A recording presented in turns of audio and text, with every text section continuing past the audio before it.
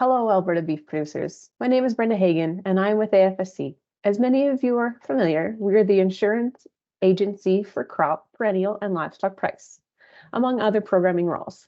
Today, I'm excited to serve as a moderator of a dynamic panel of people sharing perception and reflections about AFSC's Moisture Deficiency Program. To preface the discussion that's about to come, I want to introduce you to our panelists today. Scott Paul is a rancher from southeastern Alberta, west of Medicine Hat, where he ranches alongside family members raising Hereford and Angus cattle. Leslie McEachern is a product coordinator who has been with AFSC for 4 years. Alongside her husband and 3 children, they run a cow-calf operation in the county of Barrhead with a focus on raising forages and annuals for feed. Rounding out our panel is Jason Hale, Deputy Minister for the Alberta Department of Agriculture and Irrigation. He is also a producer himself from southeastern Alberta. Our panelists have a diverse background, wide breadth of knowledge for forage and livestock, and an insight into managing on-farm risk. I look forward to the coming discussion, and with that, let's get right into it. So first question, bit of a rapid fire. How do you like your steak cooked? Leslie? Medium rare. Scott? Medium rare. Jason? 3 for 3, medium rare. I like it. I'm in the same camp. So now that that's out of the way, first question to Leslie. Give us a quick snapshot of the current MDI program, including what problem it addresses and how it has evolved in the past 2 years. Sure. Thanks, Brenda. So our MDI program is short for Moisture Deficiency Insurance. You may hear it commonly referred to as our pasture insurance program. So it is a cost-shared insurance program, meaning that premiums are paid by producer, federal government, as well as provincial government. And it's an area-based program that runs off of third-party weather stations that we collect data from. The purpose of the program is to recognize drought circumstances that happen during the grazing summer months. So as a producer, if you participate in the program, you would choose 1 to 3 weather stations that are closest to your grazing area. And we would record the precipitation over the summer. So if in any given month, the rainfall falls below 65% of a 30-year average at that specific weather station, it triggers an indemnity. We also do a subsequent calculation for the full season, so all of the summer months together. And if the rainfall falls below 80% of a 30-year average, it triggers an additional indemnity. Thanks, Leslie. Can you talk about a bit of the evolution it's gone through in the past 2 years? Sure, yeah. So we have made some changes the past few years to the program, and it's been heavily influenced by producer input. People like the ABP. We made some changes in 2022, specifically after the wreck that was 2021. So if you recall, 2021, we had heat spells, like crazy dry heat spells. And what we then made change to the program in 2022 is to recognize that those high temperatures. So if at the weather station of your choosing, the average temperature for the day is 30 degrees or higher, we're actually going to deduct 1 millimeter of rainfall from the monthly tally. If it's 35 degrees or higher, we're going to take an additional 2 millimeters, so 3 millimeters total, just to recognize that that plant is working overtime and using up stored moisture reserves just to survive in those extreme temperatures. We also changed how we, total up the tally. So typically in the past, previous to 2022, if at the weather station there was like a 0.1, 0.2, 0.5 millimeter rainfall that happened, it would go into that total calculation. We're now saying we're no longer doing that. It actually has to be a recognizable rainfall, so 1 millimeter or more to actually go into the calculation. And 2023 was probably the biggest change we have made. And what it is we used to operate, or the methodology for our calculation was on an early season and a late season split. And now we've changed that. So it's every month for itself. So May's on its own, June's on its own, July, August, they're all on their own. The biggest reason we've done that is we want to most accurately recognize the drought when it happens. We don't want a situation where May was really dry, into June was really dry, and then all of a sudden at June, we got a whole bunch of rain and a producer's out of a payment situation. So it's every month for itself now moving forward. We've gotten really great feedback about that thus far. And the other big reason we wanted to do it is we know that in drought circumstances, finding feed, sourcing hay is a really timely matter. So the quicker we can get money into producers' hands, the better it is for everybody. Thank you, Leslie. I'm pleased to hear that MDI has undergone some impactful changes. Extreme heat should be a valuable addition because I've heard research indicates that for improved insurance products, to decrease basis risk, it's more effectively done by adding in more risk variables rather than increasing the data collection of just one, which historically in this case would have been rainfall. So I think extreme heat will be really well received. Second question, over to Scott. How did the MDI program work for you in 2023? And why is it a valuable tool for your farm? This year only, 2023, or Yeah, this year. Yeah, start with 2023. It actually, not only this year, the last probably 5 to 6, it's bailed us out huge. The changes that Leslie just indicated really were probably the best and most impactful 2 changes that AFSC has made. Having that May check in early June.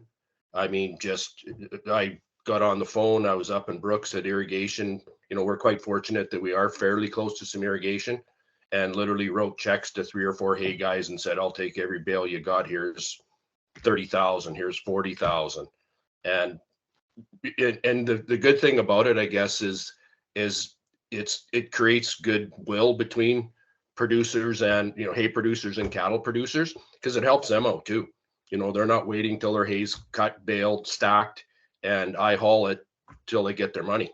That's all of a sudden their operational money for the year, right? Or for a couple months. So no, it's bailed us out huge.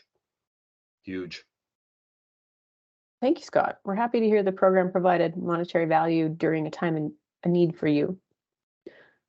Moving back to Leslie, as AFSC currently sees about 30% producer participation in the program, can you give us a summary of program highlights, as some may want more reason to reevaluate the program for their operation? Sure. Anything else you want to add? Sure. I'll give my own, I guess, little personal background too. So I'm a cow-calf producer, like you said.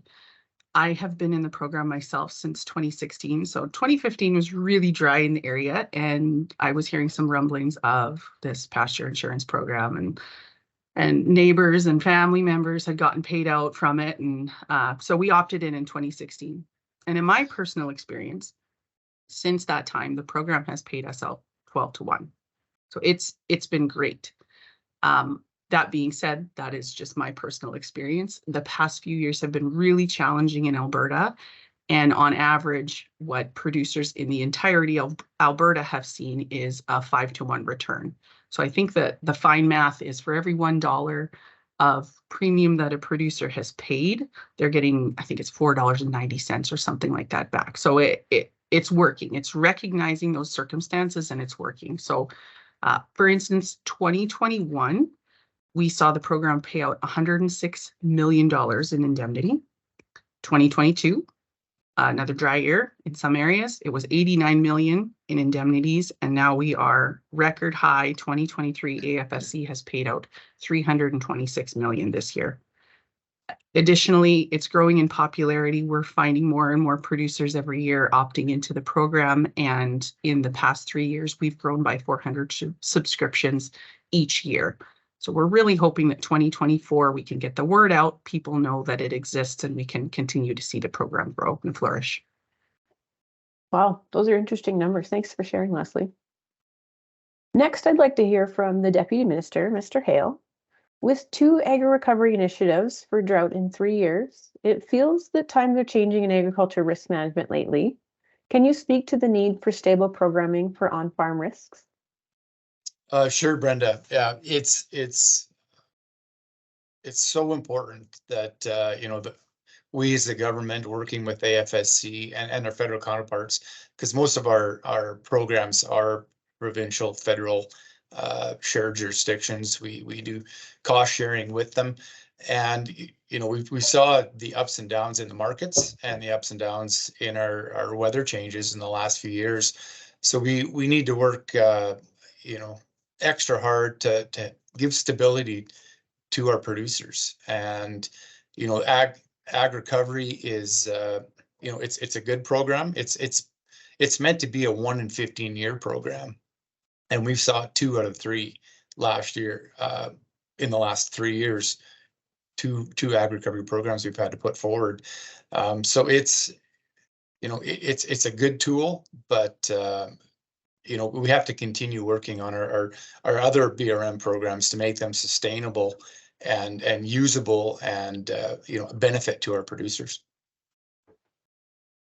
Thank you. So follow-up question, what do you think or feel is the likelihood of future ag recovery? Well, it's going to be tough. I'll be completely honest. This last ag recovery we did this year with the federal government, we worked very hard here in agriculture and irrigation, basically pushing the feds. We needed to be more timely, and we worked and worked. We started in July. We knew it was going to be bad, so we triggered our ag recovery assessment in July. It took too long to get out, and that was a detriment to our producers. As Scott mentioned, with the MDI payments coming up quick, you can secure feed. With the ag recovery, it takes a long time to get the funding, and it seemed like it took longer this time than in 21. So our fear is that it's going to take even longer. And our ultimate goal is to retain as many of the cow herd as we can in the province. And in order to do that, our producers need to know if there is going to be an ag recovery payment coming forward. So we're gonna, we'll keep working. We're already talking with the federal government. We see that the snowpack is very low. Our reservoir levels are very low. All of our indications for winter snowfall and spring rain aren't great. So we're gonna, we're already starting discussions within the department and with AFSC, how we can mitigate some of those risks going forward. Thank you. I'd just like to anecdotally add that the MDI payments in 2023 easily surpassed the amount available per head under the 2023 Ag Recovery Initiative by participation. And it wasn't exclusive to be in one versus in the other. So that was a nice thing that you could be selective in what you participated in, but definitely MDI surpassed financially. Thank you for that. So I'd like to go back to a bit of a producer perspective about the program. We've talked about program payments and historical usage, but I would kind of like to hear your tips on how to make it work for your own farm. And more so, like, how do you work it with the weather stations where you're located versus where they're situated, and how you manage that risk for your own farm? So you don't mind taking that one, Scott? No, not at all, Brenda. I guess, well, as Jason can probably attest, it's pretty easy where I live because it just doesn't rain. So it's not like it's a coin toss. Really, we've been in since day one with this program, and over the years, there hasn't been very many that we haven't got something out of it. Really, yeah, I guess I'm probably not the best guy to answer this question because historically it is just dry down here. So, it frees up, it enables us to stay current. Like Jason said, and I mean, this is turning into a huge problem. Our cow numbers in not only Alberta, but across Canada and down in the US, keeping the mother cows around. Well, if you don't have money to buy hay, that's the first thing that's going to go. You're not selling your tractors, you're not selling your trucks, you're selling your cows. And really, over the last 22, 3, 4 years that we've been in the program, it's enabled us to keep our cow numbers steady and be able to feed them. I mean, it's great to be able to use this to operate and not have to worry about digging in, borrowing money or getting into your line of credit or whatever need be, just to keep a cow herd, because anybody that owns cows, knows for a fact that that doesn't work. You start borrowing money to buy hay to feed cows, you're not ranching for very long. So no, it's been a godsend in this area. So Yeah, those are very wise words. Thanks, Scott. I can speak on the opposite side of the spectrum if I can. So we do get rain in County Barhead periodically. I don't want the program to pay me. That's the difference. I would much rather get the rain. And our closest weather station is about, I'd say, 5 miles from our place as the crow flies. And a lot of feedback that I had heard from producers is, the weather stations don't work. It's not accurate. I think there is some truth to that for sure. I don't know how we would ever get 100% accurate unless everybody had a really expensive weather station situated right on their own pasture land. But I do think there is a balance. So sometimes the weather station will get rain and perhaps our pasture doesn't, but that goes both ways. Lots of times our pasture gets rain and that weather station gets nothing. But I do think over the long term that I have been in the program, it does still give a good representation of what's actually happened. If it's dry out, it's going to capture it in some degree and supplement us for that loss in grazing. Yeah, both great points. Thank you for sharing. So I want to throw the last question out to the Deputy Minister. So Jason, what advice do you have for producers next year? Pray for rain. That's, it's so much of our industry depends on rainfall or irrigation. In the department, we're continuously working with AFSC to find better programs, to enhance our programs, to capture the changes that we see. We're going to continue working with our producers. We're always looking for producer feedback. What works, what doesn't work.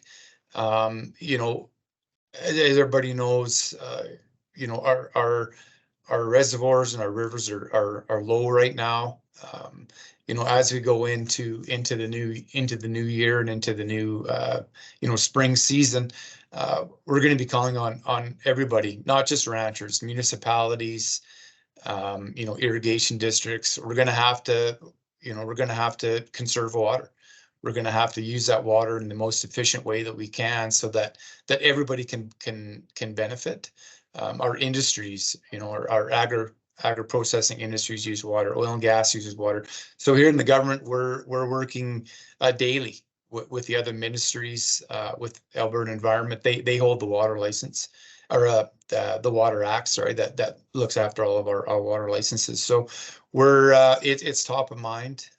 We're gonna do what we can. We want everybody to be profitable and we not just in the ag industry, but as a province in the whole. So we're gonna work hard and try to come up with some solutions where we can all benefit. Thank you. Well, thank you to each of our panelists for this insightful discussion. We know at AFSC, every operation is diverse, requiring decisions on an individual basis. But from what I hear today, there is strong reason for producers across Alberta to take a serious look at the moisture deficiency insurance. And including, what stuck out for me is that 5-to-1 payments, paired with the notion that agri recovery funds, may not be a guarantee in the future. As always, AFSC has branches across the province that are eager to help with your programming questions. Reach out to us anytime. Our MDI deadline is February 29th. Thank you to Alberta beef producers for allowing us to partner with programming to share information today. And lastly, thank you to the producers to make this industry a viable powerhouse that it is today. We appreciate all that you do, and we wish everyone a wonderful rest of the day.